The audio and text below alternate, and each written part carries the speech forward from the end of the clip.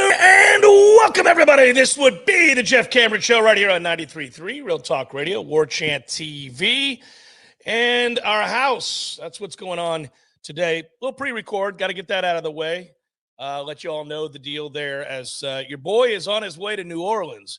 And, of course, the last time we were in New Orleans, Tom, it was glorious. It was glorious. Florida State beat LSU. The fans showed up. That was a packed house. Florida State all over the streets of New Orleans. This time around, it's just the Cameron family. I will say, I am kind of curious. Think it's anything close to 50-50 in Orlando? 50-50? Yeah, I mean, that's a fan base that really travels, and this is a game that has national, well, not national title per se. How about college football playoff rematch potential implications? Yeah, it's true. You could see them a second time. So if LSU was maybe in the first season of Brian Kelly and they didn't know what they had, maybe it's 60-40 Florida State. But I think both teams have playoff aspirations here, so both are going to travel. Yeah, Orlando won't have the same sort of pizzazz, obviously, that New Orleans did. Actually, I credited Orlando when we were there for the bowl game against Oklahoma. You and I were pretty impressed with how far Orlando's come along. And I gave them credit. I said it on the air. I was like, all right, guys, you're doing all right. But one thing I can't give them credit for, and I really wish they would just bulldoze it, that stadium's awful. And it's not going to – listen, the Superdome in New Orleans is not a great stadium. It's a reminder that these two teams should have had a home and home. Listen, I love New Orleans, and we had a great time, and it's a fun city. But we all would have been better off had this been in Baton Rouge and Tallahassee, Florida. That's what you're reminded of. Yeah, I don't think there's any question there. So, you would have, an LSU takeover at a local bar here in town, and that would have been fun, and vice versa. And instead, what you'll get is a Bourbon Street. Well, the Noles, I saw more Florida State people on Bourbon Street than I did LSU fans. I did too, by far. And that's probably because you could just drive over day of if you live in Baton Rouge or other parts of Louisiana. So perhaps in the same way, if you're at, I don't know, Epcot on the Friday before it's going to be LSU, yeah. You might see a lot of purple and gold. That's kind of the fun part, though, because you might spot me around the world at Epcot on a Thursday or a Friday before the game. I think Gene Williams and I will be going down. We haven't announced our plans formally, but for a sound check with some of the things that we're going to do. So we might sneak down. I might be doing a JCS a day or two early from O-Town. I like it. But the thing is that, I didn't get to go experience the game inside the Superdome last year. You did. Yeah. And that's okay. That's not a complaint. I'm so used to watching it on a monitor, on a screen at this point, and we did so for the watch-alongs. But I never get that extra kind of game day feel to it. It's all about the lead up for me. So I think the lead up is going to be similar on Church Street. That would be my guess. But that's not the same thing as Bourbon Street or the French Quarter. No. Not nearly the same. No, it's not. We'll talk about it. We have all summer to talk about it. I just was thinking about it when we were, just at the outset here. I will say that obviously we got to address the shutout last night and Florida State's loss to Oklahoma. And we both said yesterday on the show it would be a difficult task, a tall task. I didn't want to discredit the Noles because they're such a good team and they're certainly a likable bunch, and they have an elite player or two. And so if one of those players is a pitcher, you got a chance. But alas, last night I can't get past how bad college baseball and college softball umpiring is. We've had a multitude of examples, and listen, Florida State didn't lose because of that. They lost. Oklahoma's better, but man, that would have been first and second, nobody out on the strike three call or the strike call. It's that's an awful. I mean, God, dog, guy, you can't make that call. You cannot make that call, and that ball is 1.5 feet outside. Yeah, it's not close. Yeah, that was the woman who umpired Florida State Tennessee in the semifinal as well. And that was a moving strike zone. This was just a ludicrous one.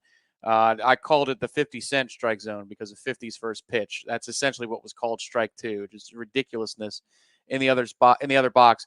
It is a consistent issue in collegiate sports. It is a plague in college baseball in college softball.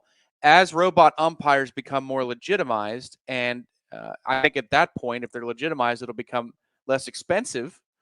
I think that's something you got to institute. Even if there is an area you want to put in the rule book that there is a gray area that the robots can say is a strike because you want to move the game along. There's not as much skill as there is at the major league level or the professional level of softball, the equivalent of that. Then that's fine.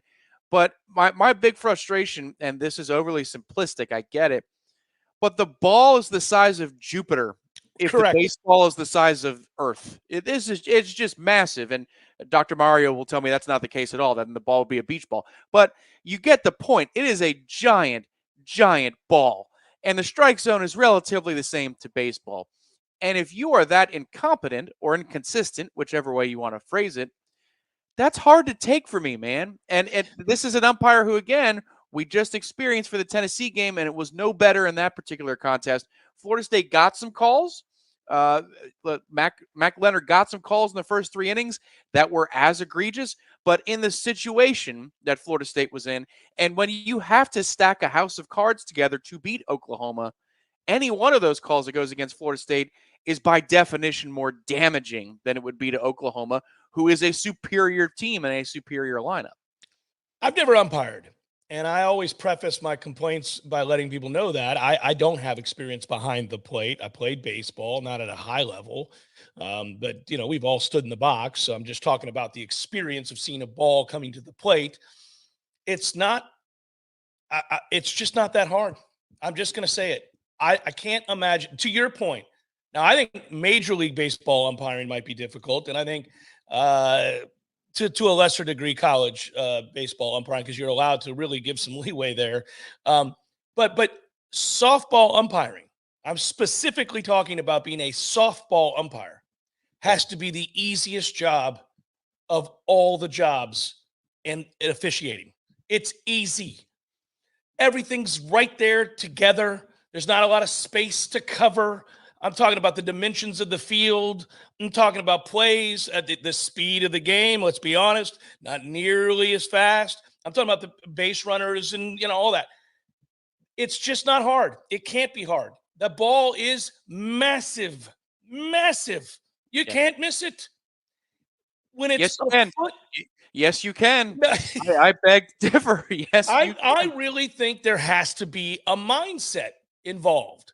It can't be that she just doesn't see it. And if she doesn't see it, well, then she can't be in that job.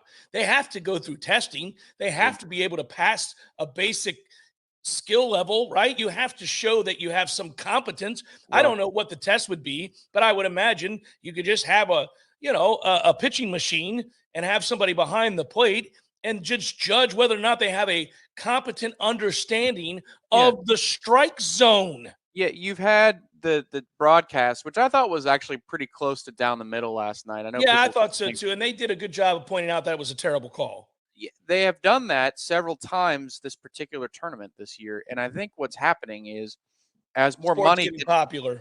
Yeah, which means more money's being dumped into it, which means these embarrassing moments no longer are, well, that's just the price of being, a fifth-rate sport in terms of the money developed. I'm not saying that's what I believe. I'm just saying in the money developed, I'm sure there's a lot of BS that these women have had to put up with, and they just understand that's the price of doing business. That's not the price of doing business anymore. The price has gone up. So we've got to be a hell of a lot better, and you can hear that frustration throughout the presentation, whether it's on the desk, when their highlights don't work after the Tennessee game from Pam Ward was furious, and she should have been, to crap like this with the umpires. Our sport, it's averaging over 1 million viewers. The ESPN put out the numbers. That's before last night's game. I'm sure those numbers got torpedoed by the rain delay, and the weather delays.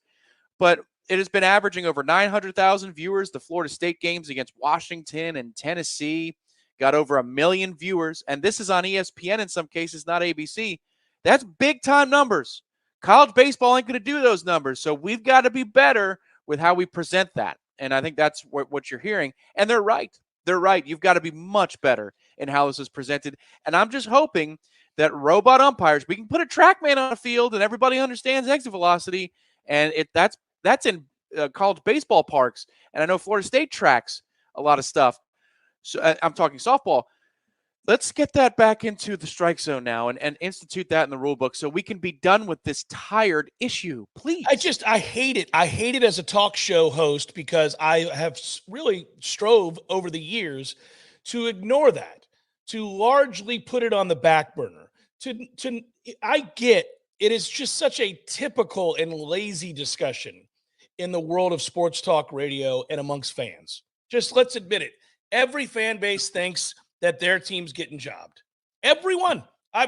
You could be watching the same game with two teams, and if you had a microphone in a room full of the opposing fans and Florida State fans, you would hear the exact same complaints about the exact same officials just on the other side, and it's crazy, right? I mean, I usually think fans don't allow for any mistake from an official or an umpire. And I get tired of it because a lot of times it doesn't have anything to do with how the game plays out.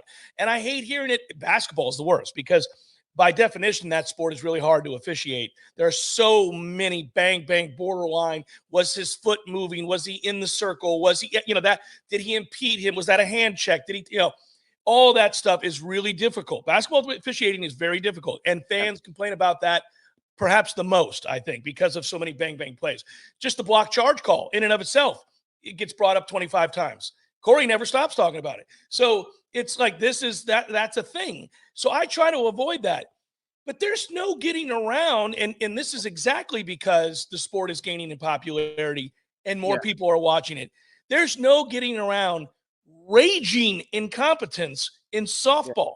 It's unbelievable. And I hate it. I hate it because I just think it's trite. It just sounds so ridiculous. A bunch of dudes complaining about umpiring after they finally got on board with women's softball. I know how it sounds, but now that these eyes are on sets and the sport has grown in popularity and it's more athletic and it's a better played game and all of these things have come to fruition for women's softball to a point where now you just got casual people tuning in, enjoying the game. Yeah. Don't ruin it. Just stop doing that. And they ruin it. You can't have what we had at third base in this tournament. You can't have what we had behind the plate last night. And we've continued to see. It's the dumbest thing. These are basic things. Things. This is also something that was called out on the television broadcast when the illegal pitches on McKenna Reed were assessed 4 times. And Lonnie rightfully clapped it right back in her interview, which was a borderline finable offense when she claimed it was a tactic that Tennessee was, basically they knew they had no shot, so they're going to employ a tactic. But the umpires followed the tactic, and the umpires took it to a place where even though there's an expert in the booth who is telling you that you can't do this, you can't do that. Gibberish was what that person was telling us. Gibberish. Right. You've got a former pitcher in the booth who says this is ridiculous. This is dumb. This is stupid. So, yes, there's a lot to clean up. There's one thing I'd say, you could be a casual fan and still be correct about something. Of course. In the thread last night, I wasn't doing the game thread because he's on site, and so he was going blow by blow, but I was just in there for the conversation. And one Warchant member said something akin to, I think the umpire's just guessing out there. I agree. That's what it looks like. It does look like that. If the umpire's not guessing, then the umpire has vision issues. Issues. A health concern. Yes. My wife is not a huge sports fan. It's why we're sane in my household, because I am obviously a huge sports fan, and both my boys are huge sports fans. So my wife is inundated with us in front of the big screen watching the NBA finals. How big? How big? It's 85 inches. Yeah.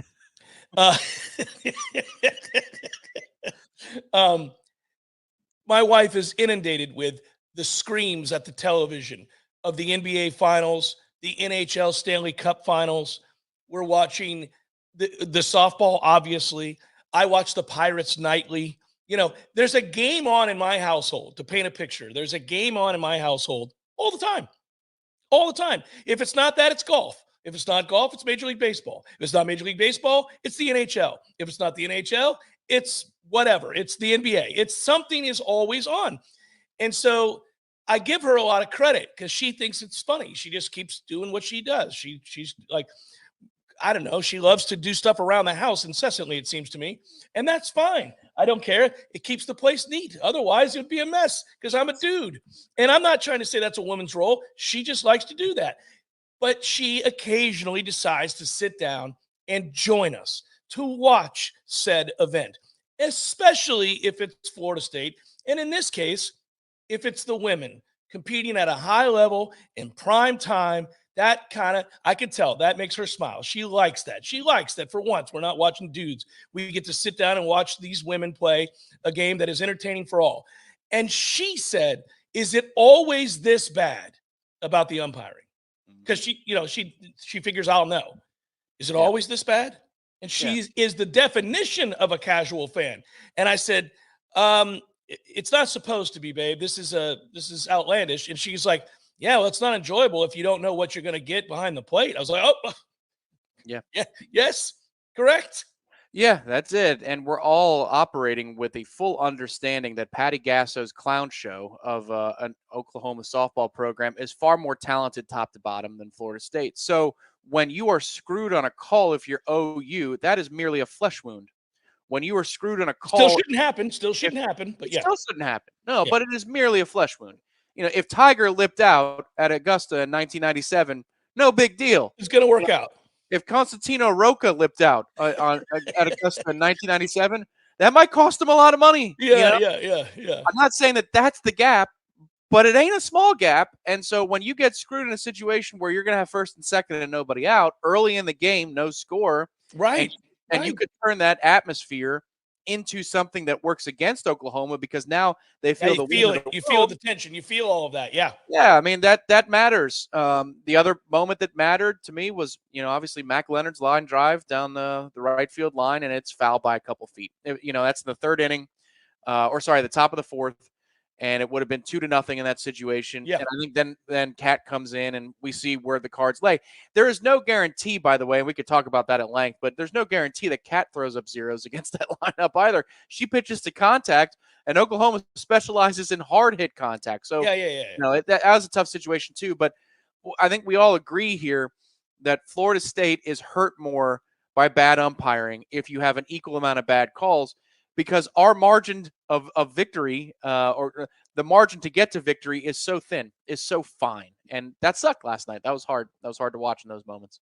Yeah, I listen, I celebrated heartily when they made it to the championship round. It sounds like such a defeatist thing to say, but I thought, well, that's that. When Stanford couldn't knock off Oklahoma, and they had multiple opportunities to make this uncomfortable and interesting and lengthier and more difficult and all those things you need to have happen, I was like, oh man, that was it. That could have helped us a lot. Well, it's still very possible that Florida State could force a game 3 and make this interesting. They're not completely dead in the water. It's Oklahoma they were a 4-1 favorite for a reason. I mean, sure. You saw it last night. It's just, it's a hit by pitch to start the bottom of the fourth, and 5 minutes later you're like, crap.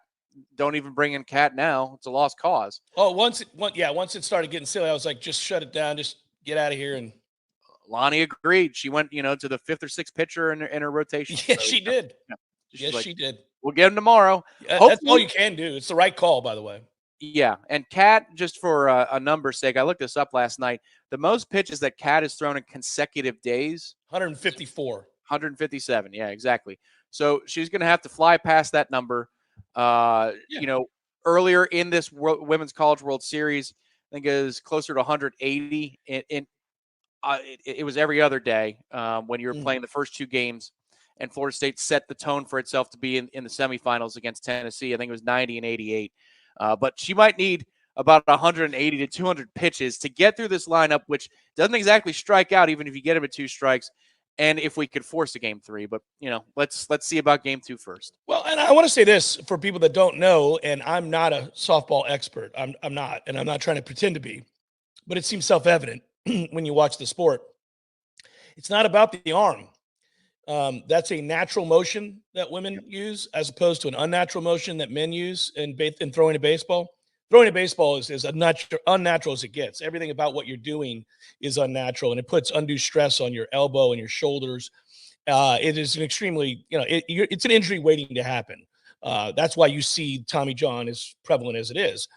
That's not the case in softball. There are women that will throw 3 games in a row, 4 games in a row for teams. It happens. It's especially in the postseason. So it's really more about her legs. Yep. It's all about the exhaustion of having to throw that many pitches, not on the arm, but on the legs. It's explosive. It's just it's such an explosive movement. Yeah. You lose the bite, and you lose the giddy up at the end, and you lose those things that allow for the kind of deception that can dominate a lineup. I don't know what that number is. I don't know that anybody does. Certainly Lonnie would know for Sandra Cock, but I got no problems with her throwing 150, 170, 200 pitches if Florida State wins the, World Series. You're going to have to do it. I think she would agree, and I'm talking about Kat. Not trying to speak for her, but this is it. This is the end of her run. This is it. Yeah, it's the question. And you're not going to hurt yourself. No, the question would have been, do you do that in games 1 and 3? And then 2 is the one that's a Johnny Holstaff, and then maybe Kat could close it if you're lucky enough to be ahead. Or do you want an opener, try and cheat as many innings as you can? Correct. Allow these less experienced, less talented pitchers the opportunity to pitch in lower stakes, meaning your back's not against the wall in an elimination setting. And Lonnie chose the latter. And it might have been the cumulative effect of all the pitches in the WCWS. I mean, that could be some of the math there too, because again, you throw 178 pitches in 2 appearances in 3 days, but then she threw another 35 against Tennessee to shut the door in that game. So it might have been, Kat, are you 100% tonight? I will be tomorrow. All right. And then we're going to try and figure it out tonight. If we need you to close the game, we'll come to close the game. And so Lonnie, I think I get her reasoning. The only point at which you could say, all right, what are we doing here, is the 4th inning, the decision to go to Reed over Mack when it's first sign of trouble and the first pitch of the inning is off a thigh and you got a runner on first. That was the only time I think that's open for debate. Nobody likes to ever sacrifice a game. Yeah. But it happens. In series, sports where there are series, coaches make decisions all the time on math. And they're like, well, they would never say this to fans, and they're probably not going to say it to the media, but their actions are self-evident. Yeah. You're not going to win this game barring you win a shootout. Like on a night where you run your backup goalie out there, you better score 4 goals. I mean, that's kind of what we're doing here, guys. Yeah. Yes, and the broadcast did a good job again of explaining that and Lonnie has talked in press conferences already this postseason about trying to steal outs. It's like what Coach Ham would do with some of our centers in the past. Yeah, it was hilarious. We would start games with guys that couldn't play. He would start games with guys who'd play 8 to 10 minutes a night, because you just wanted to steal as many minutes as you could. And if you're up 10-8 at the under 12, beautiful, or as we got more offensively gifted, maybe that number was 18-12 at the under 12. Right. And you're like, holy cow. So you're spotting us a 6-point lead and we haven't even put our best player on the court who's going to be our 6th man. Like that was the thinking. Yes, she abides by the policy. She loves what the Rays do in baseball with openers. She loves their analytics department. She loves what Kevin Cash does and that philosophy. And in this case, it means that if I've got a 1 in 10 chance without Kat, I'm going to spend that 1 in 10 chance in game 1, and I'm not going to spend it in game 2 or game 3. The thing is, I understand both philosophies. You got to stick to it. One of them is, all right, I want Kat pitching the first 2 games, and if we're lucky enough to get to game 3, I'll figure it out then because the pressure's on Oklahoma. But she chose the former, which is I want her pitching in an elimination setting, and I want Kat to be able to go the distance in games 2 and game 3, and I'm going to give her an extra day of rest to do so. So that's the way we went. Jeff Cameron Show, 93.3 Real Talk Radio, Warchant TV continues in a moment. Someone who thought texting was a better idea than stopping for a traffic light slams into your rear bumper. Now your back is injured, and you've got to be at work and rehab, all without a car. I'm Jimmy Fasig at Fasig Brooks. We hear stories like this every day. You shouldn't pay for someone else's mistake. Call us at 850-777-7777 and we'll make sure you come back stronger.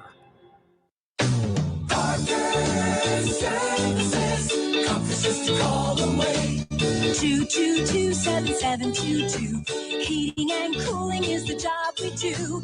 Parker Services. Comfort's just a call away. Invest in a Peak Performance membership and you'll buy peace of mind in knowing that you're extending the life of your system and probably saving money on your power bill too. The program includes comprehensive tune-ups that keep your system running at its maximum efficiency. And Peak Performance members get many benefits, including priority service. Members jump to the front of the line when their comfort system fails, and a 15% discount on all parts. The Peak Performance membership pays for itself over and over again. Call today and have peace of mind. Florida license number CMC 050334. Parker Services. Comfort's just a call away. Parker Services. Comfort's just a call away. Zaxby's new chicken bacon. Ranch chicken ranch. Ranch bacon. Chicken bacon ranch bacon. Loaded fries. Sorry, cheese. You're important too. Woo, saucy. Zaxby's. Your body is a masterpiece designed to heal itself from within. Learn how to maximize your health by tuning in to Phenomenal Health with me, Dr. Ryan Finn. Saturdays at 2:30. Experience true health today and call Finn Chiropractic at 386-7700. Hey, no fans, our partner ISF Inc. is a national management and IT consulting firm located right here in Tallahassee, Florida, solving the future for state governments through strategy, process, and technology. As a trusted advisor for state governments, ISF knows the importance of defining a clear and detailed strategy. Our friends at ISF can help your organization create a strategy that sets you on a path to success. ISF, your vision plus our expertise brings your brilliant ideas to life. Visit ISF.com to learn more. ISF, solving the future. Discover the taste of Peru at Café de Martín and El Bar, a one-of-a-kind culinary and cocktail concept created by classically trained chef Martín Araujo. Con amor y pasión, with love and passion, Café de Martín is a fine Peruvian dining experience in an approachable, comfortable, cultural-rich space built for creating memories to last a lifetime. Enjoy happy hour daily with a full bar, handcrafted cocktails, beers on draft and bottle, paired with a selection of Peruvian tapas like crispy fried yuca with house-made huancaína sauce, carefully selected charcuterie boards, a selection of fresh ceviches, and so much more. It's Café de Martín and El Bar. Escape to Peru, a country of great culture, beauty, and food right here in the capital city. Café de Martín and El Bar on Capitol Circle Northeast in the Esposito Shopping Center. Open daily for lunch, happy hour, and dinner.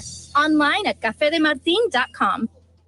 We all want more energy, more strength, more results. Well, welcome to Orange Theory Fitness as you take a step towards feeling more alive today. Backed by science, Orange Theory's heart rate monitored workout is scientifically designed to keep heart rates in a target zone, spiking metabolism and increasing energy. Orange Theory Fitness is a one-of-a-kind group personal training workout resulting in more energy, visible toning, and extra calorie burn for up to 36 hours. Experience a more vibrant life today with Orange Theory Fitness. To find out more, go to orangetheoryfitness.com.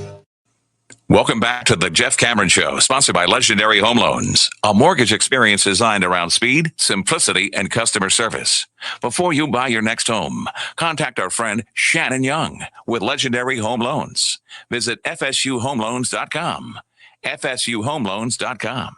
I got a question for you, and I'm curious because I don't think you watch nearly as much, certainly, and that's fine. We all have our things that we're watching more than the other, but I watched I had two TVs going last night and watched the NBA Finals and saw Nikola Jokic's masterful performance.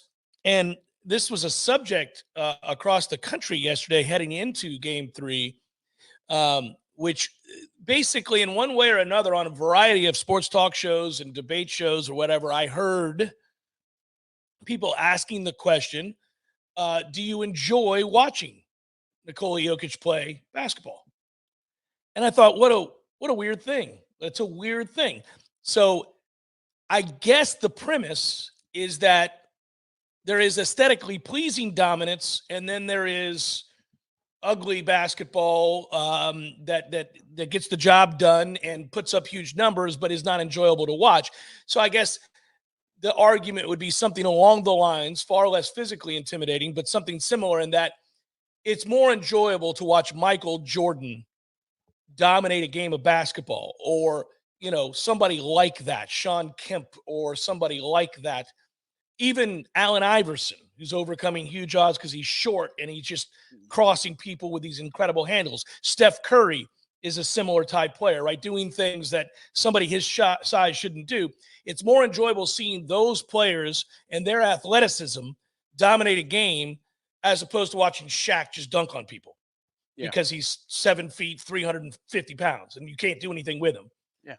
But I don't think the comparison is relevant or fair at all, and that Jokic is a 7-footer that routinely brings the ball up the floor, and they run all of their offense through him away from the basket. It's a pick and roll offense it's a 2-man game, and he's the maestro, and he can beat you any way you want him to beat you. If you want to force him to shoot from outside, he will, and he makes it a ton of shots. If you want to take the ball out of his hands and just limit his scoring, fine. He'll have 27 assists in a game. He's always a double-double machine. He's always going to get 10 to 15 rebounds because he's 7 feet tall. He also understands angles. I think it's a beautiful game. I don't get what people are talking about. Last night, you're watching a guy put up numbers that are absurd. Obviously the point total is whatever, 32 points. My man had 21 rebounds, 10 assists. Yeah. Yeah, he's got in playoffs now, he's got 3 30-20-10 triple doubles, which is one more than the rest of the world combined in the history of the sport. Yes, it's only him. Yeah, he's basically doing things in some of these triple-double categories or high double-double categories that Steph Curry's been doing for three-pointers. Like, you're proving that this thing that you thought was never a thing is now something that's very possible.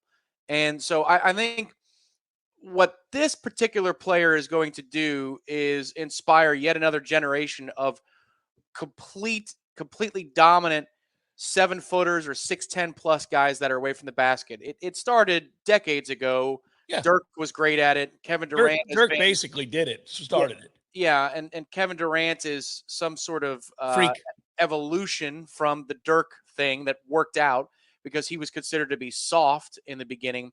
But I could understand the idea of watchability versus dominance. Like, for example, I'll use Kevin Durant.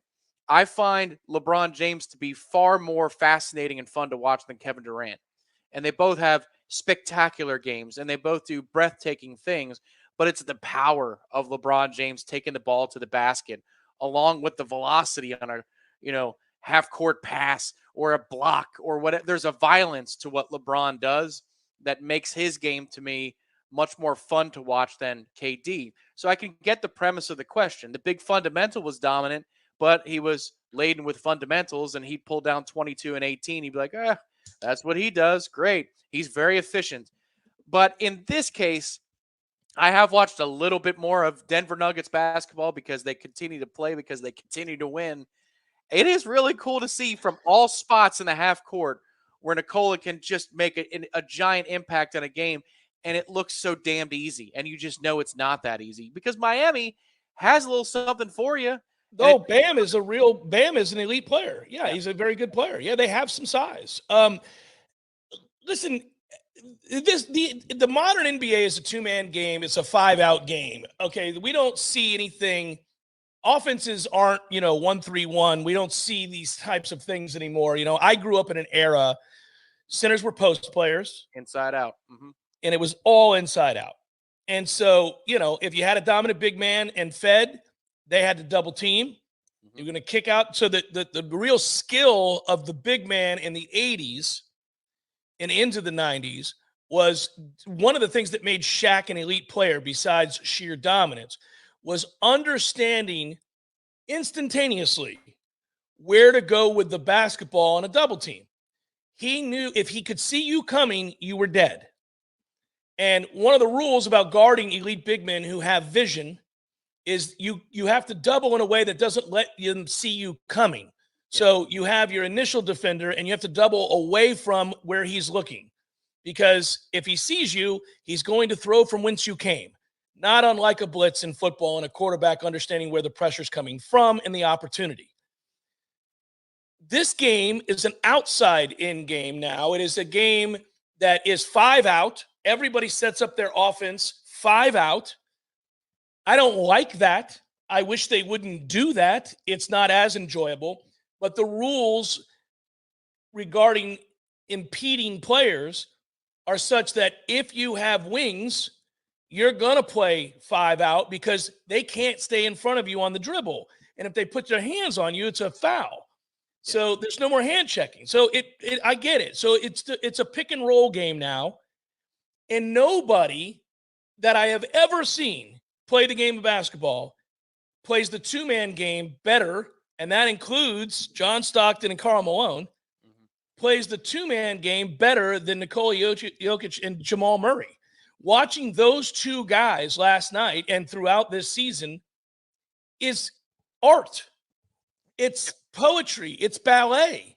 It doesn't seem possible to make the passes that Jokic makes. And I don't want to say that he's infallible, but there are so few poor decisions by him in a game that when it happens, you're stunned. Yeah. So, okay, the LA series, you've got a couple of games in which LeBron and Anthony Davis both go nuts. Yeah. And it doesn't matter because he can out efficient them. Like, and it's not, you brought up Jamal Murray. So now they're the first teammates in finals history to both have a triple double in a game, in the same game, that's crazy. It's really surprising given Magic's play. Yes. Yeah, sure. But it just tells you it all starts with one guy. Yeah. That you can have your two principal players. And if you have a Batman and a Robin, and we've talked about that, sometimes there were, super teams built on 3 players or 2. But usually if you have 2 guys go off that are superstars or stars, then you're going to win. Yeah. Like, that's just how it is. Especially when they're 2 of the greatest players of all time. Right. And this is a guy that is strong enough, triggers enough offense all over the court, and commands enough attention in the way of 2 and 3 sets of bodies or eyes that's not necessarily the case. He could be so efficient as one man that he could be 2 stars when they both have big time nights. And that's the scary thing about what he can do. Now, I'm not going to pretend that I watch every Denver game. I don't watch 5% of their games. But when the NBA gets to the playoffs, I look at these trends, and it all comes down to your stars being your stars.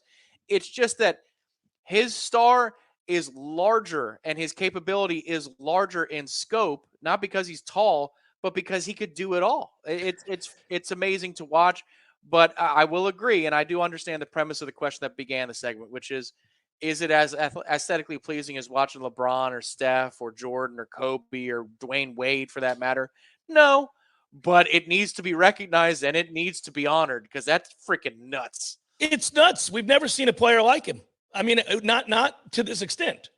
Yeah. I have said it on these airwaves for a very long time.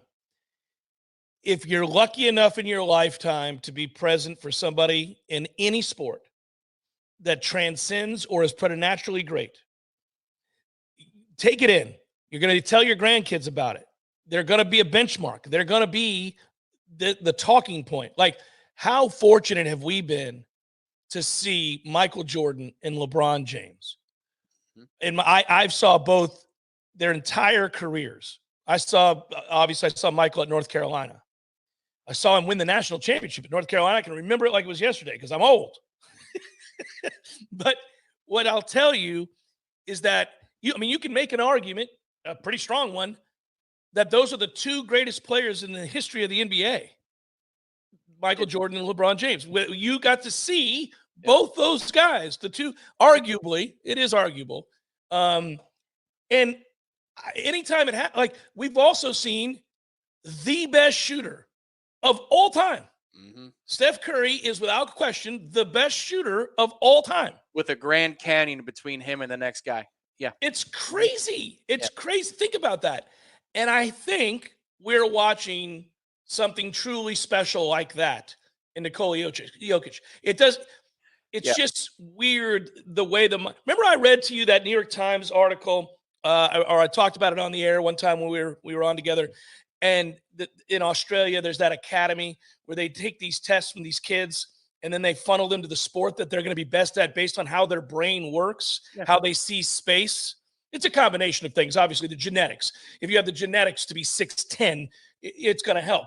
But they want to see, do you have vision? How do you do the math in your head? Right. And that is so on display. Excuse me. That is so on display with Nikola Jokic. Like, that's the difference, is the math in his head and the spatial awareness. Yeah, these are the freaks of our time in the sense that when I grew up, your size dictated what you could see. Your size dictated what you could do. And that's just not true. You can be in a giant body and have an understanding of spacing that the best point guard who ever lived had. And now you're in a position to where that will be rewarded and you will be allowed to show those talents because it's not impossible. Like, there had to be somebody to prove that it's not impossible that you could hit threes consistently at 6'11 plus. That is one thing.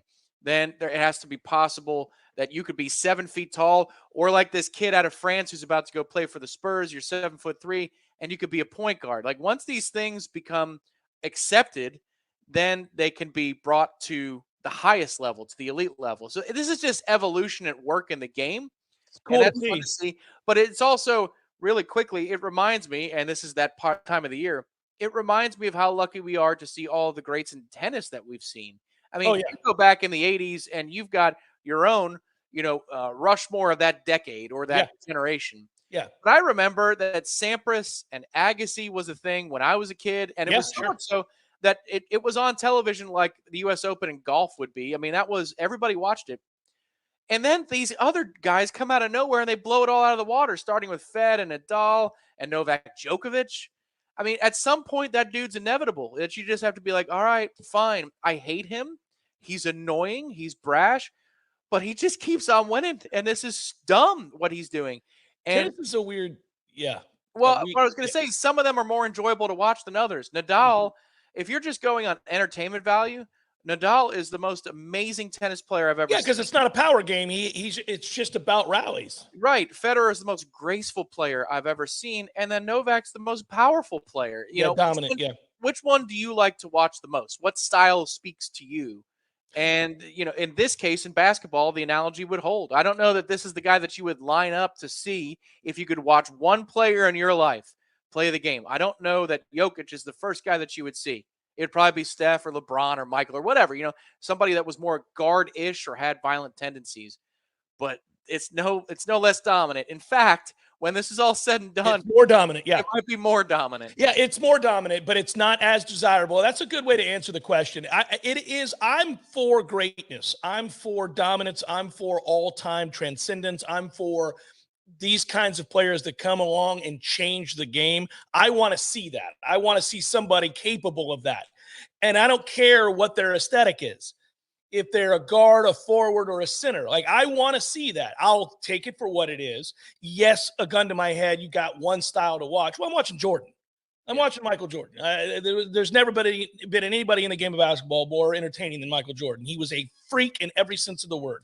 Giant hands, 43-inch vertical, a competitor beyond reason. He was a jerk. He was also all NBA defensive juggernaut. He played the game completely. And he worked really hard, so you couldn't hate him, because all we ask of our superstars is to respect the game, and he did. He clearly didn't just play for money. Like that's okay. That's all you can ask for. I'm for that.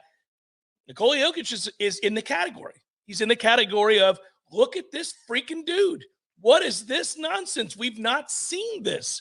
He can be a bull in a china shop. He can be a sweet shooter, a no-look passer, a rebounder. Damn it, man. It's unreal. Just wanted to point it out because he set a record last night and he did things. By the way, tip of the cap to Udonis Haslem, who's eminently likable. I don't know why, but he is. I just like him. Oddly, there are a number of Gators that I like from that basketball era, unlike the football team that was killing people.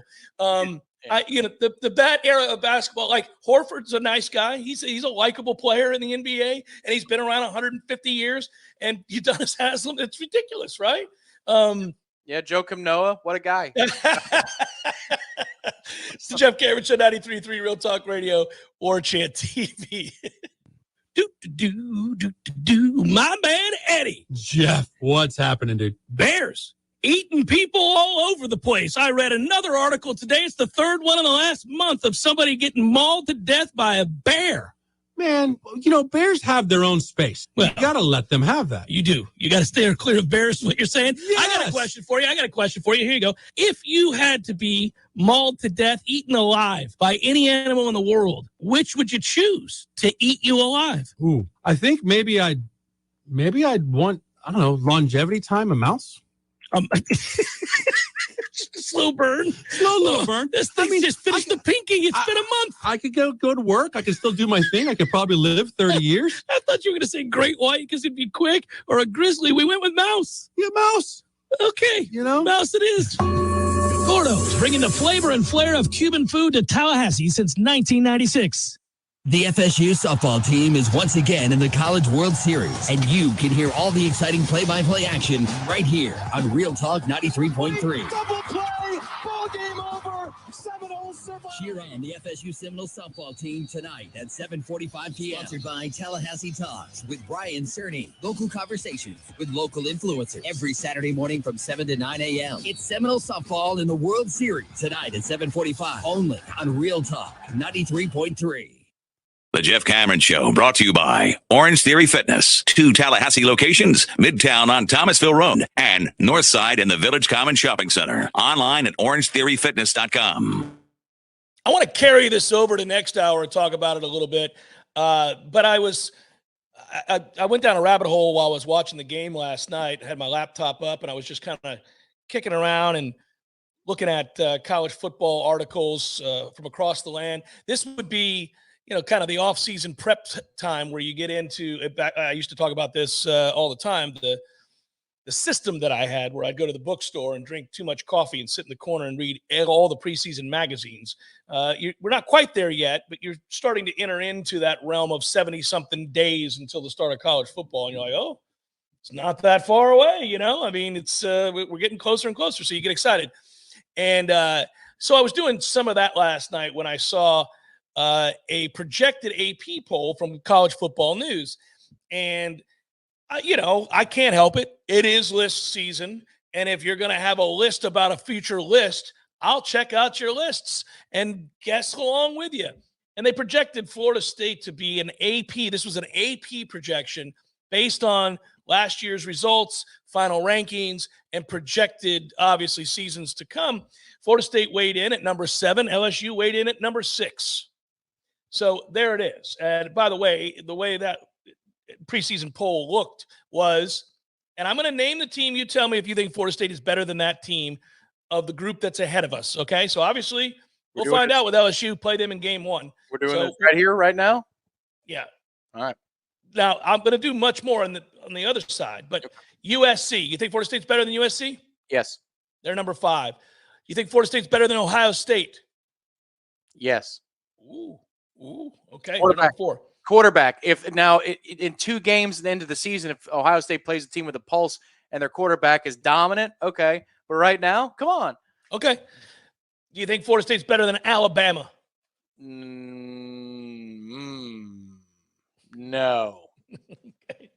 It's close. You think Florida State's better than Michigan? Yeah. They're number 2. Yeah. Wrong. You think Florida State's better than Georgia? No. Okay, they're number 1. So you got us better than everybody but one of the teams in front of us, or 2? Georgia? No, 2. Yeah, 2. Yeah, 1 or 2, but it's all because of the quarterback question. Again, if this is last year's field and you've got Bryce Young and you've got the kid at Ohio State, CJ, Stroud, yeah. If you've got littered, experienced quarterbacks with those rosters and those recruiting rankings, then this is a moot point. But you don't. And that's why I think Florida State deserves a little bit more of the benefit of the doubt. It's a fun topic. I'm going to go through. I'll look at that top 10. It's interesting. You can look at the entire top 25. There's another aspect of this story that I'm going to go with, too, that I thought was applicable for us to talk about for Florida State fans. But I'll do it at the top of the next hour. But I just thought it was interesting. I said the same thing when I sat there last night and I was reading that. I went, okay, you got us at 7. So one of the teams you have in front of us is LSU, and we're going to play them right off the bat. So, I beg to differ. I would have flip-flopped that. I would have had LSU at 7, us at 6, but that's fine. And then I did the same thing. I went through that top 5, top 7, and I thought, man, Florida State's better than more than a handful of these teams. Yeah, I was with you on that. Hour number 2 forthcoming. Jeff Cameron Show 93.3 Real Talk Radio, Warchant TV. Hot tub or upgrading your existing hot tub? Now's the absolute best time to do it. Hot Spring Spas has the jets on full blast, and the prices right now have never been hotter. You can find huge savings at Pinch A Penny Pools and Spas, and we mean huge. For a limited time, you can get up to $5,000 off in instant discounts and rebates, plus 60 months no interest financing for qualified buyers. You heard that right. $5,000 in discounts. And that's not all. When you buy a hot spring spa from Pinch A Penny Pools and Spas, you'll get a free consultation to determine the best placement in your yard for installation, a free accessory of your choice, and install can be completed in just a matter of days. It's the most aggressive rebate program that's ever been available to buyers from Hot Spring Spas. So stop by Pinch A Penny Pools and Spas on Greer Road today to check out their 12,000 square foot showroom with over 50 hot tubs on site. If you're ready to relax, Pinch A Penny Pools and Spas is ready to show you how.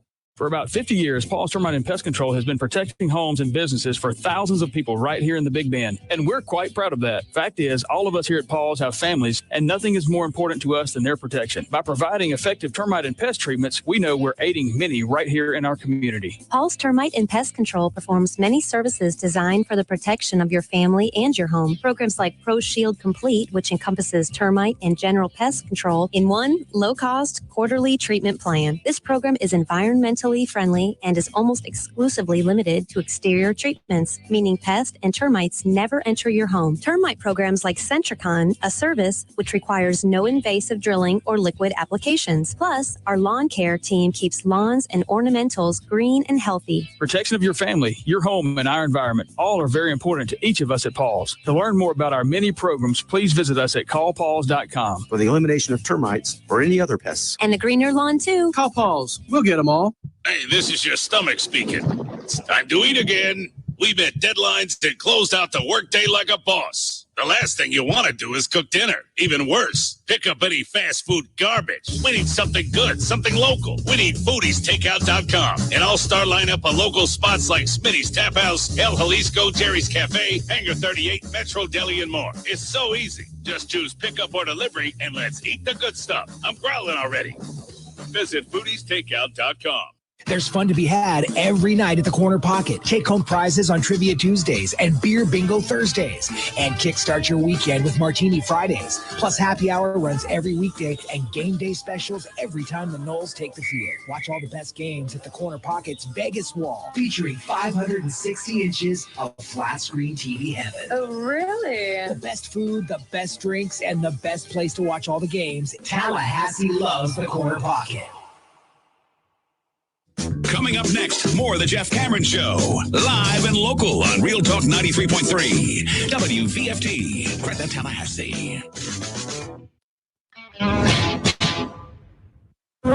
Turn your home into restricted airspace. Tell incoming flights you want them diverted. The new Raid Essentials light trap plugs into the wall and uses light to attract, then trap flying insects like fruit flies and mosquitoes. Its 24/7 continuous attraction provides insecticide-free protection that's people and pet friendly. Consider air service interrupted. New Raid Essentials light trap, insecticide-free protection.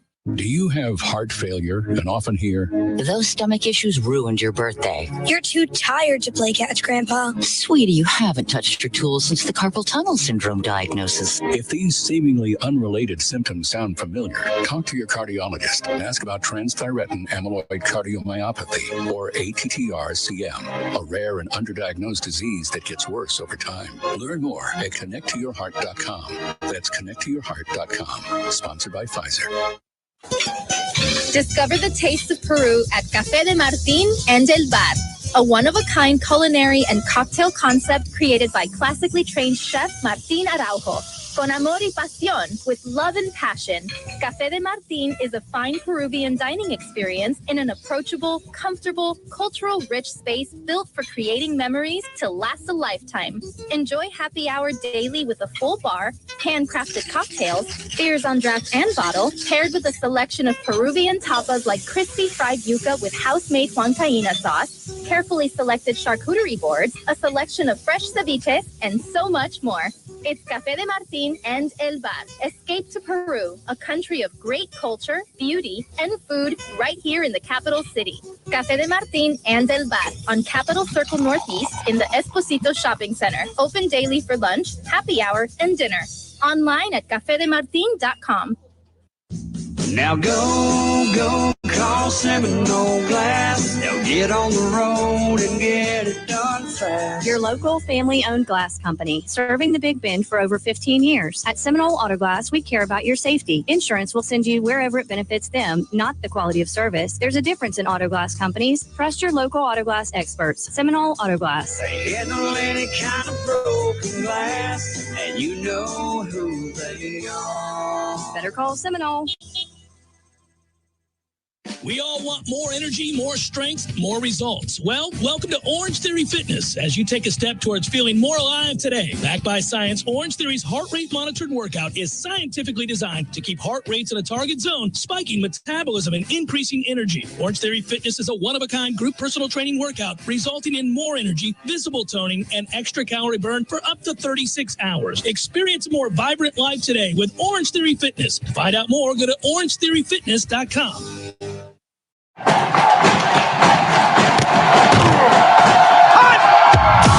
Broadcasting live from Florida's capital city, this is the Jeff Cameron Show, brought to you by Orange Theory Fitness on Real Talk 93.3. Now, stop what you're doing and listen closely. It's time for the Jeff Cameron Show in 5, 4, 3, 2, 1. Hour number 2, Jeff Cameron Show, 93.3, Real Talk Radio and Warchant TV. Off tomorrow, off Monday, birthday weekend. I'm not going to prattle on about it. I'm out of town in New Orleans. This is pre-recorded. There you go. There you go. Got it out of the way. Not prattling on about my birthday and the need for you guys to recognize it and think about it and spend your weekend pontificating about it. Don't have to do that. If you want to do that, you feel compelled to think about my birthday, as you have perhaps for weeks leading up to this weekend, I understand. You know, it's I can be a polarizing, uplifting, and, reprehensible figure. I can be a lot of things. So that's okay. It's all there for you to kick around on my birthday weekend. Well, I go celebrate that in in New Orleans. It'll be a good time. Tom, you'll appreciate the fact that tomorrow I will be taking the boys to Preservation Hall Jazz. Oh, man. That is... How great is that, huh? Yeah, I don't throw this term around very often, but that is a spiritual experience. There it is. There are the tickets, buddy. Hide the QR code. Somebody will gank it from you. Yeah, they could. Oh, well, you'd see them. You'd look them right in the eye because there's about standing there beating their ass. Yeah. But yeah, so it's gonna be a good time, man. I'm really, really pumped. What time is your show? 5:30. Bring a portable fan.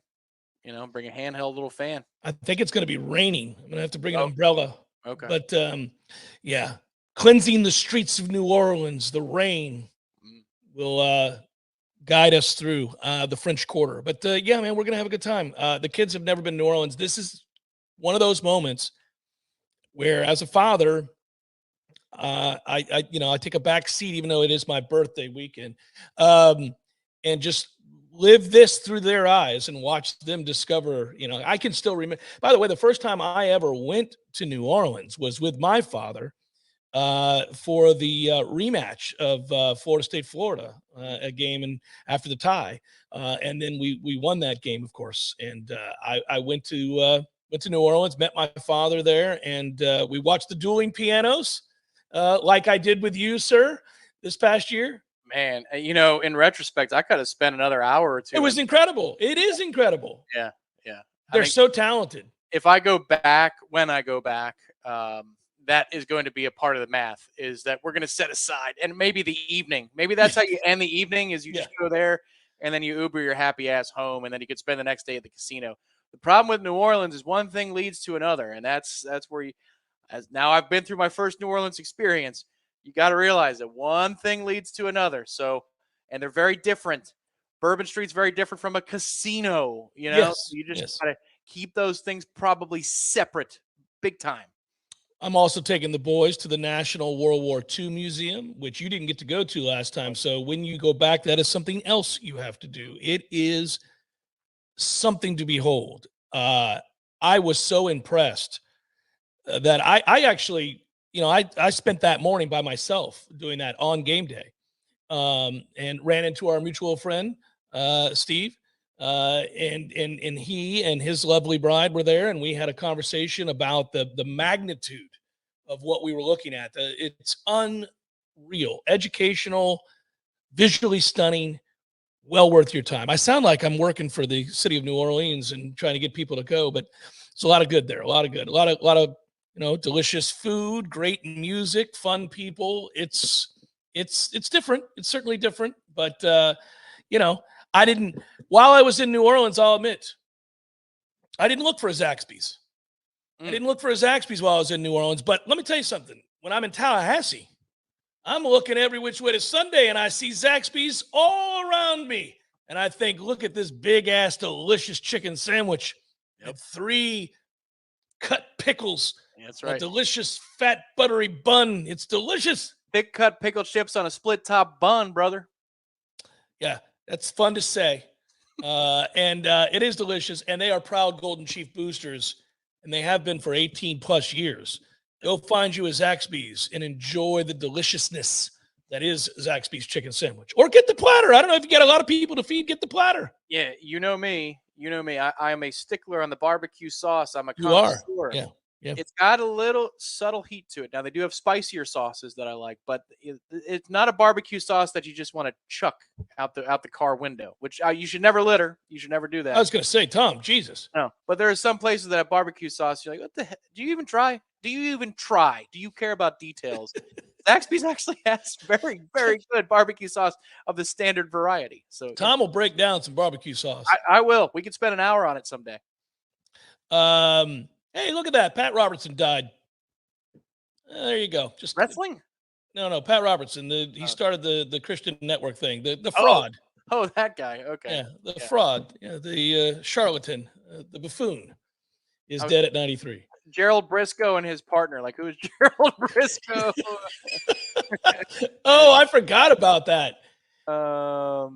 Pat Patterson. Pat Patterson. Yeah. No. This is a different kind of fake.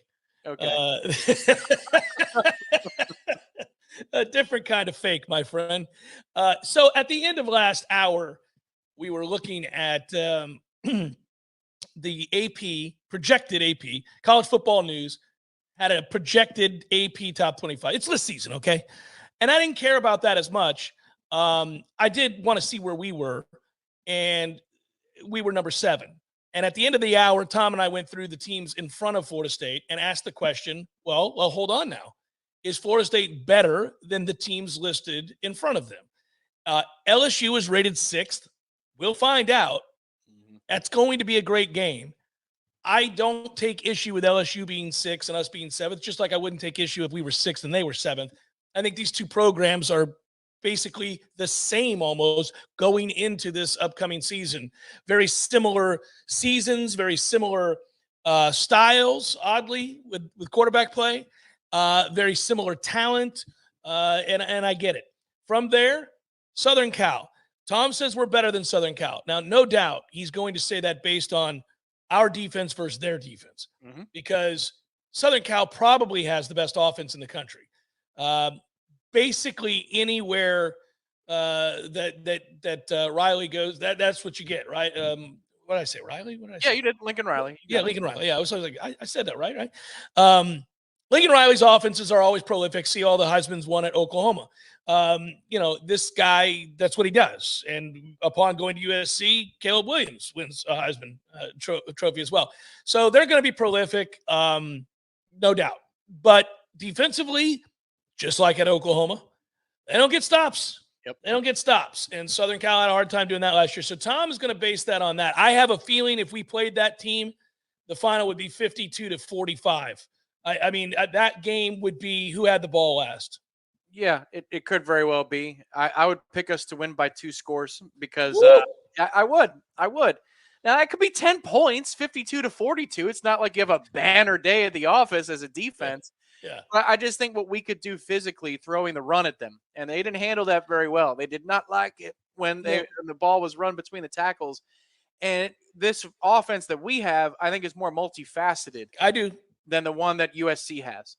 And so in that situation, I think Mike Norvell and Alex Atkins would say, oh, they don't like the hammer dropped on them.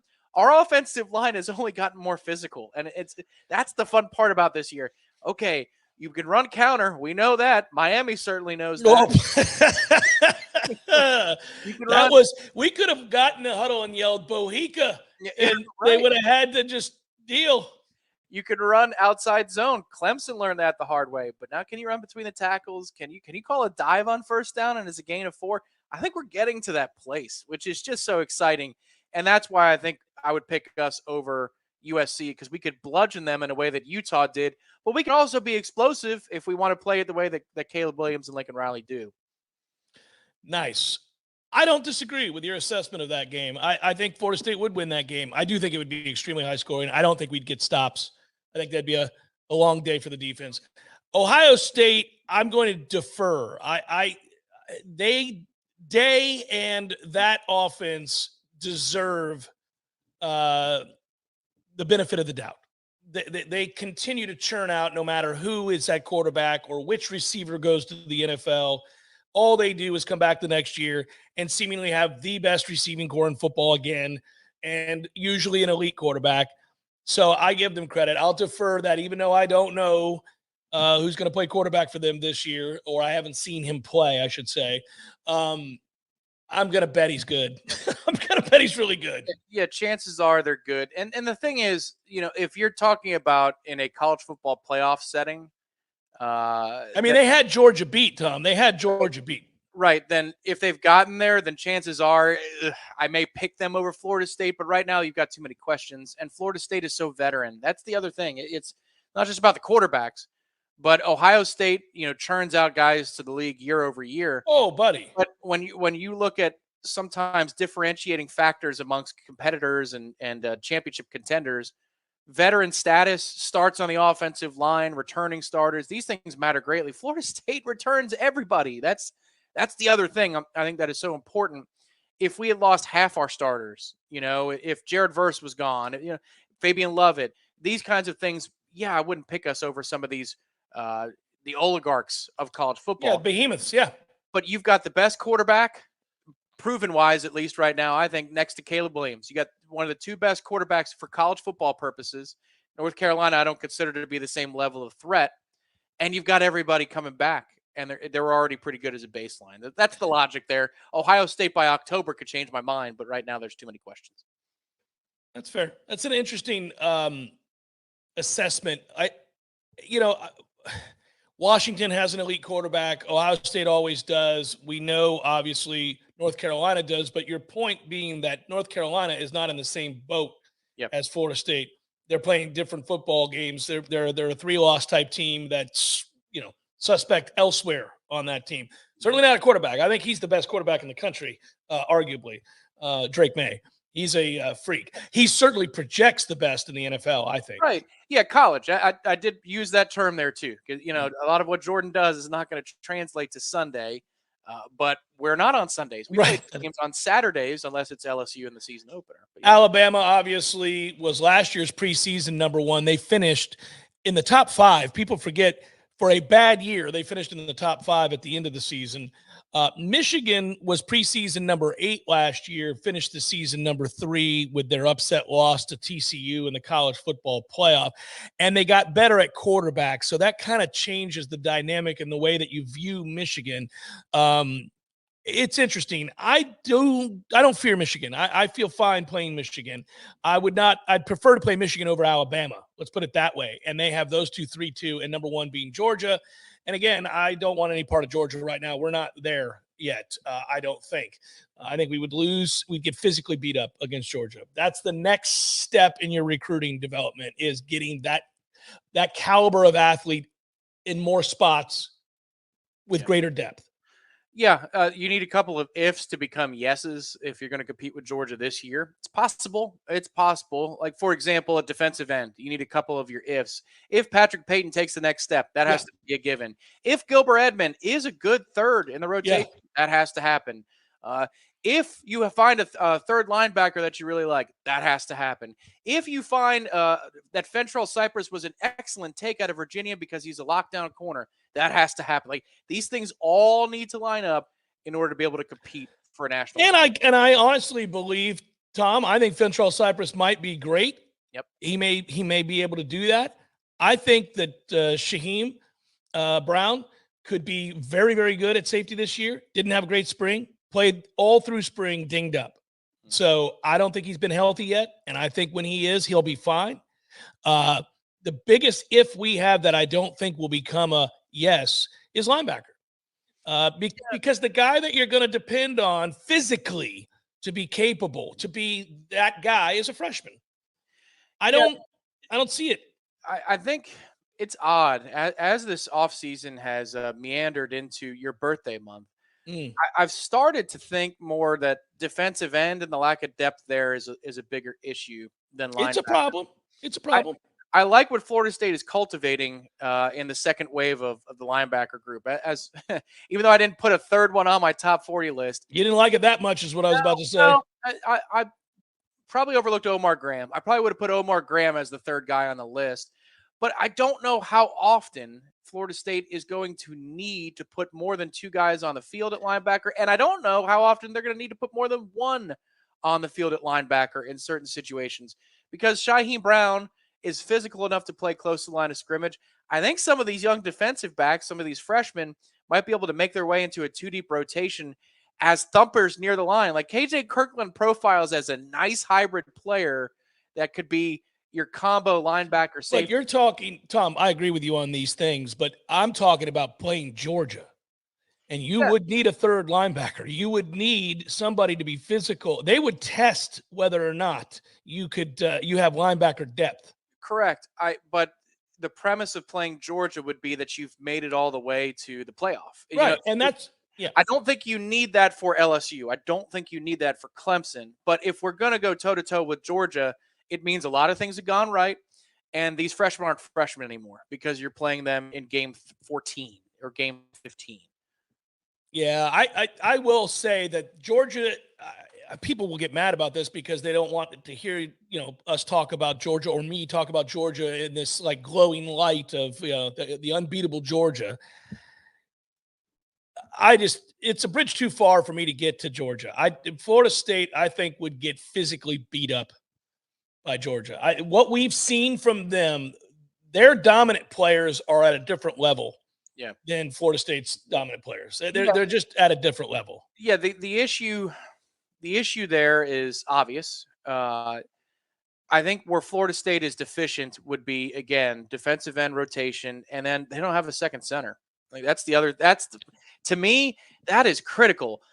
Behind Jordan Travis and Jared Verse, now that you have Keon Coleman to fortify the receiver ranks and guard against somebody getting dinged up there, if Maurice Smith goes down, well, listen, that is a big deal. I don't think Florida State is as good as they could be if Maurice Smith is your starting center. Yeah, he's going to have to start because the other guy can't snap, but the other guy is physically much better. Yeah, so that's why they brought him in. That's why they brought Lyles in last year. Is they see that there is a need to be more physical. And if Casey Roddick, it was funny on Monday on the Smash, he said, every time I drive by the football facility and I don't see Casey Roddick snapping footballs alone out there on the field, I'm a little disappointed. But that's the thing is if he can fix that issue, then you get worlds better on the offensive line really quick. I agree, and that's not a knock on Maurice. He's just undersized. And when you're playing better teams, elite teams, we're talking, again, I bring it up a lot, he's fine against Virginia Tech. He's fine against Miami. He's fine against any number of teams. He wouldn't be fine against Michigan, Ohio State, Georgia, Alabama. That ain't going to get it done. He's going to get beat up. Yeah, well, if you want to run between the tackles, he was good enough to be your center for outside zone against Clemson, that's alarming. Outside zone, yes. But still, the center plays a very important role, and he does. You're going against guys like Brazee, and Clemson's got 2 more guys that are going to go in that first round. I don't know how it's possible that Florida State, and actually I should rephrase this. I don't know how it's possible that Clemson's defensive line gave up as much in the way of rushing yardage to us and several other teams. Lots of teams ran the ball on them. Yep.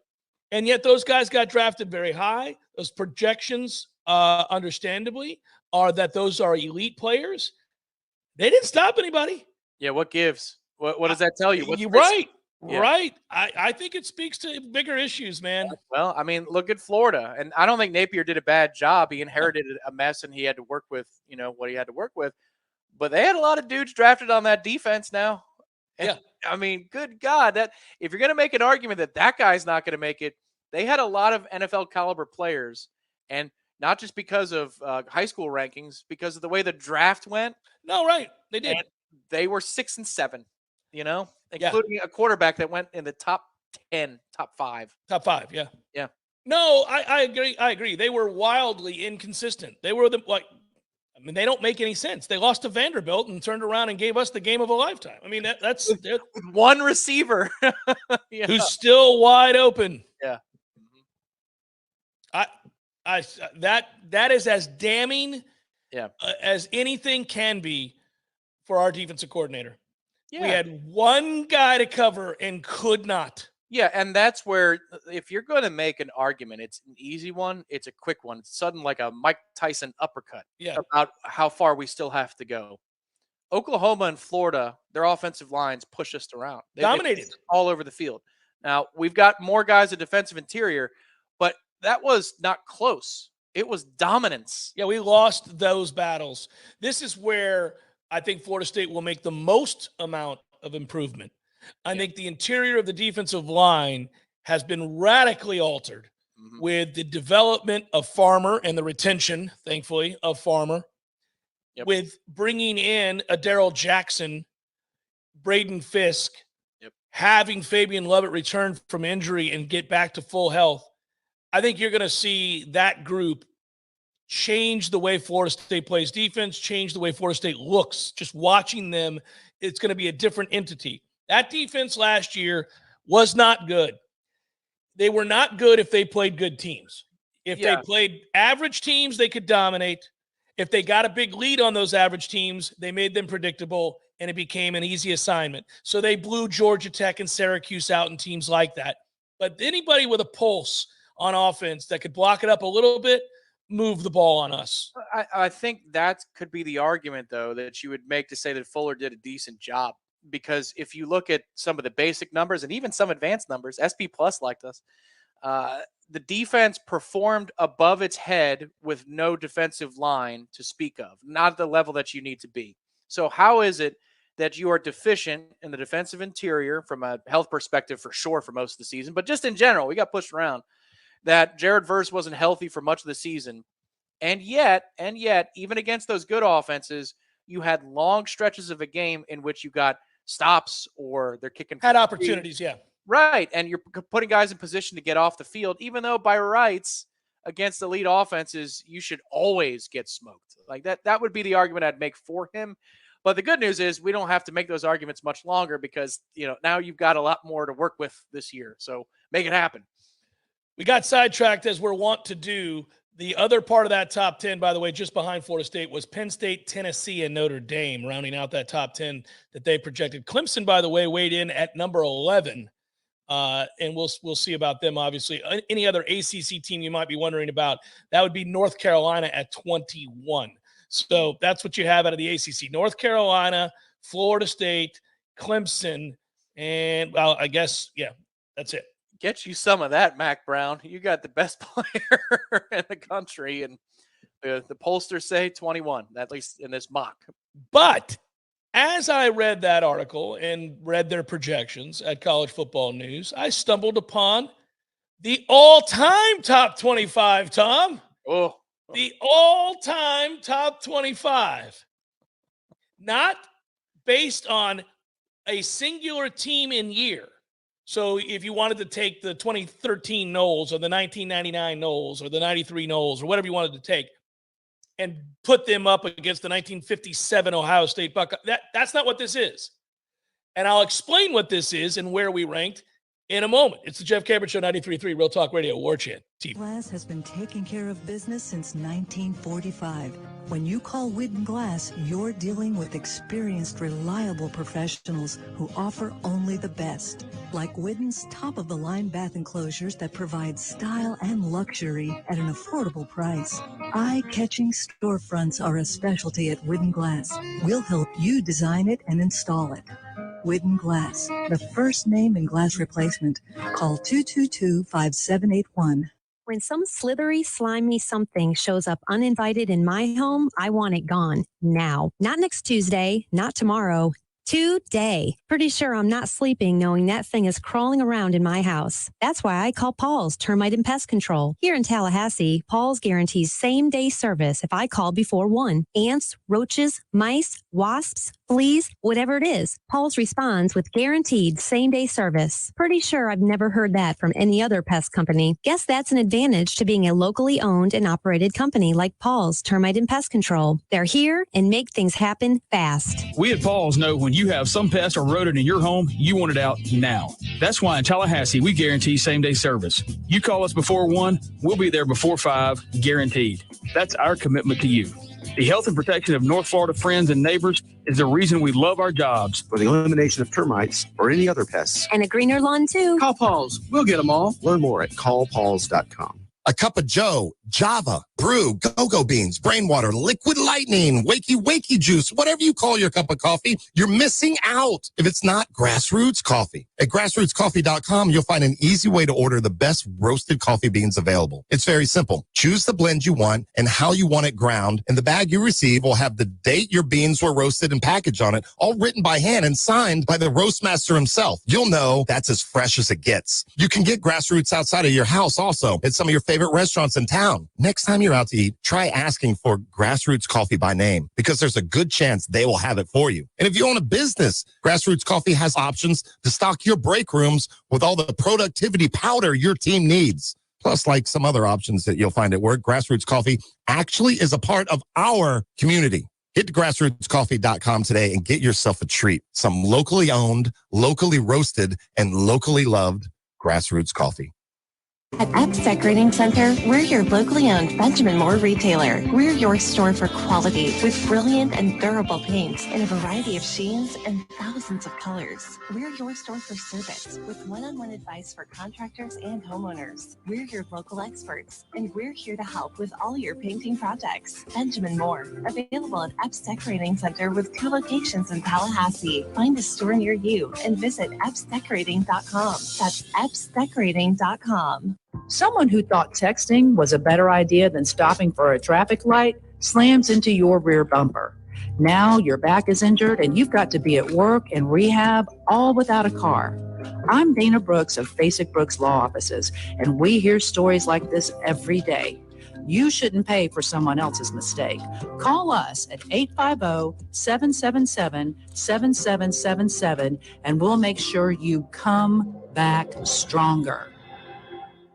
We all want more energy, more strength, more results. Well, welcome to Orange Theory Fitness as you take a step towards feeling more alive today. Backed by science, Orange Theory's heart rate monitored workout is scientifically designed to keep heart rates in a target zone, spiking metabolism and increasing energy. Orange Theory Fitness is a one-of-a-kind group personal training workout resulting in more energy, visible toning, and extra calorie burn for up to 36 hours. Experience a more vibrant life today with Orange Theory Fitness. To find out more, go to orangetheoryfitness.com. Welcome back to the Jeff Cameron Show, sponsored by Legendary Home Loans, a mortgage experience designed around speed, simplicity, and customer service. Before you buy your next home, contact our friend Shannon Young with Legendary Home Loans. Visit FSUHomeLoans.com. FSUHomeLoans.com. We shall solve for the future with our friends at ISF. We collaborate with ISF. They are wonderful partners. They've been wonderful partners for people around the country, people who work in state government, people who need help advancing their goals and their missions. And, look, man, process innovation. They help agencies review major processes that they use. They analyze that process from beginning to end, make it more efficient, streamline it, remove redundancies, save costs, a bunch of free up time and focus on the things that are important, all those kinds of things. And in a lot of ways, that's what coaches do, right? Coaches have to do that. They have got to figure out how to get the most out of their time. And Bobby Bowden and his staff over the years largely did that. I mean, I don't know if ISF was aiding these teams with the all-time AP top 25, but they could have been. They could have been around helping, making them more efficient. You like that as we solve for the future, everybody, with our friends at ISF? When you're around for decade after decade and solving problems, then sure. Yeah, absolutely. Could have been. So they may have been responsible for Nebraska's miss in the Orange Bowl. You never know. That kid had no chance. That sucker was way left. Thank goodness. And I still remember that my father would not watch it as we were in the stands together in the old Orange Bowl. And in addition, I remember O.J. Simpson and the Bruno Mollies walking right past me. Couldn't have known he would wear those shoes to murder his wife. Oh, goodness. Yes, that's true. ISF was not there for that. No. But the Bruno Mollies were. Especially shipped in. All right. Let's look at this. I have a question for you before we get to it. I did this when we did the regular projection of the AP Top 25. Now I'm looking at the all-time Top 25. Let me read this to everybody, and then I'll get your answer, and we'll go through. This is kind of fun. The AP poll began ranking teams throughout the season and declared a national champion in 1936. It did not begin the preseason version of their poll. Many people believe they shouldn't anyhow. But they had not created the AP preseason top 25 version until 1950. And that, by the way, was the same year that the UPI poll, I remember this, that the coaches poll, Tom, was created. It's a weird concept, but the polls and rankings used to mean really everything to the eventual national champion. That's what you had. Preseason rankings all but cemented everyone's chances back then, certainly from the start. If you started out of the top two, you were in the mix for the national title as long as you didn't lose. If you were outside of the top two to start the season, and sometimes if you weren't number one, you needed help, quite frankly. The preseason polls still set expectations every year, and the AP version is the one that gets the most publicity. Since 1950, how did the AP media members perceive all the teams before the seasons? Which schools got the most respect in the AP preseason college football polls? College Football News did a thing in which they devised a scoring system giving every AP-ranked preseason number one team from 1950 to 2022, so last year, 25 points. The number two team got 24, the number three team 23, and so on down to the bottom of the top 20 in the early years, and then it became the top 25 later on. Previous ranking in parentheses, I'll give you that. And, we'll see what happens if anything changes for the upcoming year. All right? So you got it? Got it. Where do you think Florida State ranks in the all-time AP preseason poll? Well, they're at about a 30-year disadvantage. So 18. Good guess. We're better than you think we are, Tom. We are in the top 10. Really? That is how dominant Florida State was from about 1987 to 2002. Frankly, 2005. Yeah, 4. We got preseason respect out the yin yang for far too many years. Yeah. Okay. All right. So now, that just tells you, again, it's another indicator if you needed to know just how consistently badass Florida State was for a very long period of time. Like 40 years long. It also tells you that every program has been down for prolonged periods of time. If Florida State is top 10, where are they? 7? They're 10. Oh, 10. Okay. that tells you that even the haves, the big time programs in the history of the game, in the 50s, I'm sure Army and Navy are there, along with Notre Dame and Georgia Tech and some others. But all of these halves, the Alabamas of the world, Oklahomas, USCs, I'm sure those three are ahead of Florida State in this ranking. But everybody takes a downturn. If we're number 10 and you have to throw 25 to 30 years out the window where we don't even have a chance because we don't exist as we do now. Here are the teams that we're ahead of, and then I'll tell you the teams that we're not ahead of that make up the rest of this top 10. Most, I think, would guess these properly. Maybe not number 1 versus number 2 or number 4 versus number 7 or something, but I think if I blindly said to you, Tom, name 9 teams that are ahead of Florida State in the all-time AP preseason top 25, I think you could probably get every one of these. If not every one, all but one. There are no real surprises here. This is the creme de la creme of college football. This is what people have said about college football for a long time. Like, hey guys, I know we hate certain systems and the rankings, and we don't like, the BCS, and we don't like the AP poll or the coaches poll, and we don't like all these different things. But the teams that have pretty much kicked ass in college football for the last 70 years are pretty much the same teams that have always been kicking ass in college football. There are very few exceptions to that. Yeah, I think I could definitely get 6 or 7, and it's just a matter of just trying to think of the others. So here are the teams that are behind Florida State in the all-time AP top 25 preseason rankings. LSU, ironically, 1 below Florida State. These ties between these programs coming into this season are amazing. I mean, we're 10 on the all-time poll. LSU's 11. Number 12, and this is embarrassing for our friends down in Gainesville, the University of Florida is behind us. Yep. You guys had a 75-year head start on this thing. You had a 75-year head start, and what did you do with it? Nothing before Steve Spurrier. Behind us, you clowns. Nothing before Steve Spurrier. No, that's what they did. Nothing. And not enough with Steve Spurrier. That's true. Well, I mean, I'm talking about the player.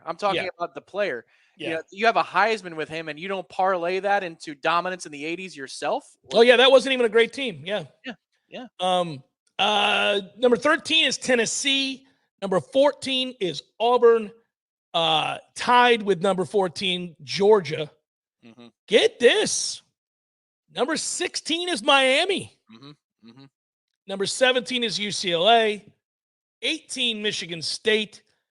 19, Texas A&M. 20, Clemson. 21, Washington. 22, Wisconsin. 23, Arkansas. 24, Ole Miss. And rounding up the top 25 all-time, Iowa. Iowa at number 25. Others receiving votes, Tom, is always a fun category. I bet you can name one right now. Who's the team that did kick down the door that has just not been doing it long enough to be on this top 25 list? Oh, Oregon? Yes. Yeah. All right, there you go. Oregon, indeed. And then, of course, you could look at Pitt and Stanford and Georgia Tech and North Carolina and TCU and Arizona State and Maryland and Colorado and all these other teams. All right. So, ahead of Florida State, every team I'm about to name, you'd go, yeah, that seems right. Number 9?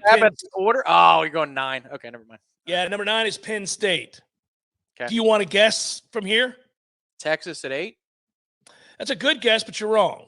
Okay. No, then I'll stop. Nebraska. Yeah. Is at 8. Texas is at 7, Tom. Oh, son of a. Okay. We're down to the top 6 all time. 6. I'll go with Notre Dame. Michigan is. Oh, son of a. Okay. Number 5. Notre Dame. USC. What? Are you kidding me? Oh, Southern Cal is number 5. Oh, no. Number 4. No, now you go. I have too many strikes. Notre Dame, Tom. Yeah, I know. And the top 3, I think we're going to get these right. Number 3. Oklahoma. Alabama. Wow. Okay. Number 2. Oklahoma. Ohio State. Oh, number one's Oklahoma. No wonder you love this list. Oklahoma has been a dominant program. That's a fact. And they are the number one all-time AP preseason top 25 team in college football history, at least according to the AP. It's Oklahoma and then Ohio State and then Alabama. Alabama had some lean years now. That's why. That's the thing. Oklahoma had a stretch, too, of about 10 years where they really struggled, and Bob Stoops came along and saved the program. But other than that, yeah, I mean, you got to remember Oklahoma was dominant. Yeah, the problem for me is Ohio State's been good my entire life. I mean, they really have. Since I can conjure watching ABC football presented by Cooper Tires and our boy Jackaroot's on the sidelines for these games and Gary Danielson's working for it. Like, ever since that moment, John Cooper's era, that was the bad time for Ohio State. It was. They would lose 3 games a year, yeah. But they were good even. They'd go 10-3 or 10-2, yeah. Right. Since then, every freaking year. The only time they weren't is when they were kicked out of the bowls. They weren't allowed because there was a ban. Even then, they won 10 games. It's absurd how good they've been my entire life. I think it's interesting. This comes up a lot where we're diehard Florida State guys, but your dad, you and my dad and people we know that love college football. Like, we love college football. Like, it's not just Florida State. We love college football. Mm-hmm. The sport itself has now developed a rich history, and we associate certain things with these programs, just whether it's visually, whether it's historically, we look at numbers, whatever it might be. It is a player, an all-time great player. We can do that for every one of these programs. And I find myself doing that when I look at the top 25. When I look at that AP top 25, it's kind of a fun game to play if you're a college football fan. When I say Oklahoma, what player do you think of? They've had so many really good players, but who do you think of? Do you have a guy? No, you don't? No, I know that's probably a terrible answer. Like Ryan Broyles. Like, I don't know. They don't have a player like I don't know, like a Warwick Dunn or a Charlie Ward or a Herschel Walker. They get to me. They don't. Right. Who do you? Because Billy Sims would come to mind in that category. No. Because immediately I go to the championship game we lost, and I'm like, boy, that is the most nondescript national championship team. Yeah. They had Heupel, right? I mean, You didn't remember Rocky Kalmus, by the way, who was on that team. And No. So you wouldn't say that's interesting because our age difference comes into play here. Like, Brian Bosworth should come to mind for a lot of people when you think of Oklahoma, but that was before your time. Right. So like Tommy Frazier is about where it starts for me. That's Nebraska. I understand that. Oh, yeah. I'm talking about figures in college football. I got you. For Florida State, I'm going to know them ahead of time. But then it's Tommy Frazier. It's sadly Danny Werfel. You talk about some of the Miami guys like a Sean Taylor or Willis McGahee. They've had a ton of talent in Miami. Oh, dear God. But that's kind of the timeline of where I begin to understand, Chad Henne. No, not Chad Henne. I was going to say, Jesus, why are we remembering Chad Henne? Drew Henson was one of the first guys. Oh, okay. Yeah. Because it's that era. It's that Cordell Stewart even is where I begin. It's like that era of Colorado, yeah. Yeah. It's funny because I am definitely older than you, and I can think of all of these great players from the 80s that there's no way you're going to think of them. You weren't alive for much of the 80s, and so I can't, I get it. But, like I said, Brian Bosworth comes to mind for Oklahoma very quickly. Leroy Selman comes to mind for college? Yeah. Ooh. Okay. Now, I don't remember much of Leroy Selman's college career. Right. But he's such a prominent figure in my sports life. I know everything about where he's from. I know his brother. I know of the career at Oklahoma. He's held aloft like as he should be. Yeah. And then, of course, he's a Hall of Famer for the Tampa Bay Buccaneers. So there's that. But, I mean, whether it's Billy Sims or Marcus Dupree, who they did the great 30 for 30 on. There's lots of things I think of when I think of Oklahoma. Oh God, yeah, they had so many great players. That's interesting that you don't have a singular name that comes to mind for Oklahoma. Do you for other teams? So, like, if you say to me, the first player that comes to mind when you think of the University of Florida, Danny Werfel, Emmitt Smith. Oh no, okay, yeah, it's Emmitt Smith who was incredible. Watching him play college football was insane. And obviously went on at one time to be the all-time leading rusher in the NFL. I mean, he was that kind of special. But I think of Emmitt Smith, I think of Wilbur Marshall, and then obviously we get into some of the other all-time great players from that school. When I think of Miami, I certainly think of Ray Lewis. I certainly think of Ed Reed. I think of Sean Taylor. I think of all of those running backs. And unfortunately, I also think of the 25 elite tight ends they've had. I think of those kinds of players. I think of Bernie Kosar all those years ago before you were alive. Yeah, I don't really. Yeah, that doesn't resonate with me. Like Frank Gore, Willis McGahee, Sean Taylor, Ray Lewis, K2. I mean, those are the guys. Yeah. But it's a fun game as a college football fan because Ohio State. I mean, I probably, because I don't follow Ohio State the way I do certain other programs, I don't know. They're probably the furthest removed from my radar in that Ohio State isn't Notre Dame in terms of cachet, but they are in terms of national popularity. But they are obviously an all-time great program, and they have had a gazillion all-time great players. But I tend to skew like you do with Ohio State, probably more modern. Eddie George, for me. Eddie George. Yeah. I was so pissed that Eddie George won the Heisman, but my dad's like, stand down. Yeah. So I probably would look on the defensive side of the ball. Oddly, I might be thinking Bosa. I mean, it's just like he's so dominant. It's insane. But yeah, you're right. I think of Eddie George is a really good one, by the way. Again, this is as my brain is starting to mature enough that I understand that there's other teams that have good players outside of my favorite team. That's an important phase for us as fans. But Eddie George was a lesson. I was like, yeah, well, Warwick Dunn has more yards. No, he doesn't. Warwick Dunn has more. No, he doesn't. No, it's Eddie George. Who comes to mind for you when I say Alabama? Mark Ingram. Really? Mm-hmm. Wow. Well, Alabama was irrelevant in the entirety of my childhood. Yes, they were. Mike Shula is the first name honestly, the first name of any kind is Mike Shula is the first name that comes up. I think really modern, you'd be like Julio Jones. Good God, man, he was a freak. Oh, well, the first name, Julio is, if you're talking about who is the quintessential since I've been alive, like nobody looks like that dude. But Mark Ingram was the first where I go, oh my God, this is different. Like these guys are playing for keeps. Oh, they've had one running back after the other. Yeah. Like every time you watch Alabama line up, they've got In my lifetime, LSU was relevant before Alabama was. Jamarcus Russell and Nick Saban and LSU. That was the first, of the SEC West. It's LSU exists at that level before Alabama does. Which is how easy it is to play this next one. And you didn't even see him play.